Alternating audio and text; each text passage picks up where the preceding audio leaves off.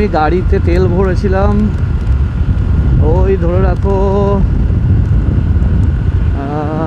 এখন থেকে প্রায় 150 কিলোমিটার আগে। তো আমার একটা কাটা ছিল, এখনও দুটো কাটা আছে, মানে এখনও প্রায় 100 কিলোমিটার চলে যাবে।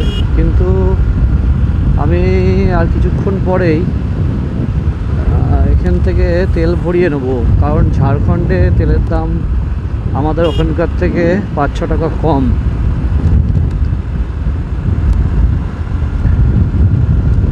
তো 5-6 টাকা কম মানে বুঝতেই পারছো, যেহেতু লং রাইড সেক্ষেত্রে অনেকটাই সেভ হবে। তাই আমি ওয়েস্ট বেঙ্গল থেকে ফুল ট্যাঙ্ক করিনি, ওয়েস্ট বেঙ্গল থেকে আমি 500 টাকারই তেল ভরেছিলাম, আর বাকি তেলটা আমি এদিক থেকে ভরবো বলে ঠিক করেছিলাম। তাই ঝাড়খণ্ড থেকে তেল ভরবো।